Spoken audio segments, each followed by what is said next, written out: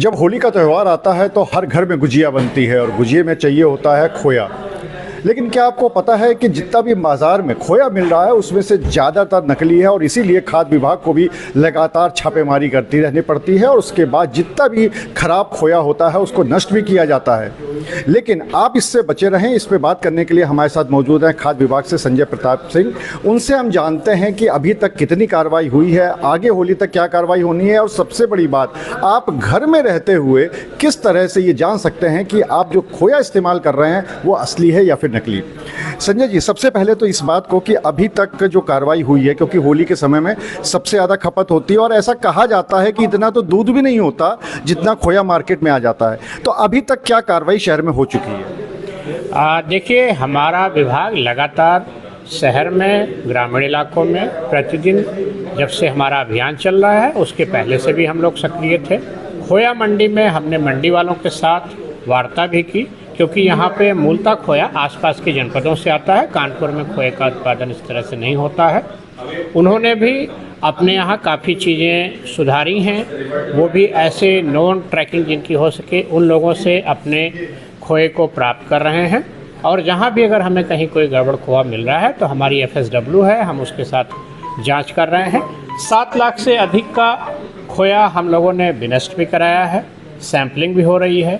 अन्य खाद्य पदार्थों में तेल है, खजूर है, बेसन है, तमाम चीज़ों का हम अभी तक करीब 1.5 करोड़ की खाद्य सामग्री को जब्त कर चुके हैं। 7 लाख की खाद्य सामग्री लगभग नष्ट हो चुकी है। हमारी टीम दिन और रात लगातार निगरानी कर रही है, कहीं पर भी खराब खोया या जिसमें कोई मिलावट की संभावना है वह जनपद वासियों के सामने नहीं जाने पाएगा।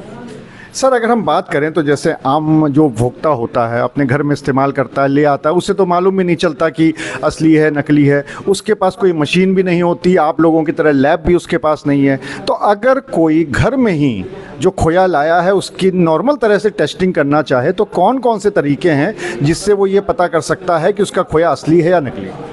देखिए, घर में आप जब भी खोया ला रहे हैं, एक तो ऐसी जगह से आप खरीदें कि जो आपका विश्वसनीय ग्राहक का वो क्या कहते हैं दुकानदार है। ऐसा नहीं है कि खोया आपको दे जाएगा या रास्ते में ले रहे हैं।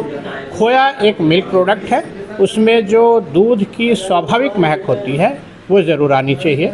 अगर आप खोए को लेकर अपने हथेली पे रगड़ते हैं तो उसमें घी भी छूटेगा और दूध की एक स्पष्ट सी महक आएगी। और अगर उसमें कोई गंभीर अडल्ट्रेशन है तो ये चीज़ें नहीं होंगी। फिलहाल हम आपको इंश्योर करना चाहते हैं कि कोई भी मिलावटी खोआ अपने जनपद में, कानपुर नगर में नहीं बिकने पा रहा है। अभी आगे के लिए ऐसी कौन सी कार्रवाई होने जा रही है होली तक, क्योंकि अभी होली में काफ़ी समय है, लोगों के घर में गुजिया बनी रही हैं, तो उनके घर में शुद्ध खोया पहुंचे, इसके लिए विभाग की तरफ से क्या किया जाए? विभाग की तरफ से हर समय हम जनपद वासियों के लिए हर जगह चेकिंग कर रहे हैं, जागरूकता कार्यक्रम कर रहे हैं, रैंडम चेकिंग, अभी सूचना आधारित कार्रवाइयाँ कर रहे हैं कि कहीं पर भी किसी को कोई भी मिलावटी या खराब सामग्री उपलब्ध नहीं होगी। एक आखिरी सवाल, अगर किसी को अपने यहाँ के घर के खोए की जांच विभाग से करानी है तो उसके लिए क्या प्रक्रिया है, उसके लिए वो क्या कर सकता है? विभाग से कराने के लिए हमारी आम जनमानस योजना है कि जिसमें वो लैब में जाके जांच करा सकता है। लेकिन अगर वो तत्काल चाहेंगे तो अभी थोड़ा सा इस समय कठिन है, बाकी FSW वगैरह के माध्यम से हम उनकी मदद कर सकते हैं। तो अगर आप भी अपने घर में गुजिया बनाने के लिए खोया लेके आ रहे हैं तो ऐसी दुकान से लाइए जो कि प्रतिष्ठित दुकान हो। सबसे बड़ी बात यह है कि लाने के बाद आप हथेली पर रगड़ कर उसको देख सकते हैं, उसमें से घी निकलेगा और साथ ही साथ जो एक दूध की नॉर्मल महक है वो ज़रूर आएगी, ऐसा बताया है। और इस तरह से आप जांच भी कर सकते हैं और अगर आप विभाग से भी जाँच कराना चाहें तो उसका सैंपल वो आप विभाग में आकर भी दे सकते हैं। होली आपके लिए शुभ हो और सुरक्षित रहो, यही हमारी कामना है। अनुराग अग्रवाल, TV9 कानपुर।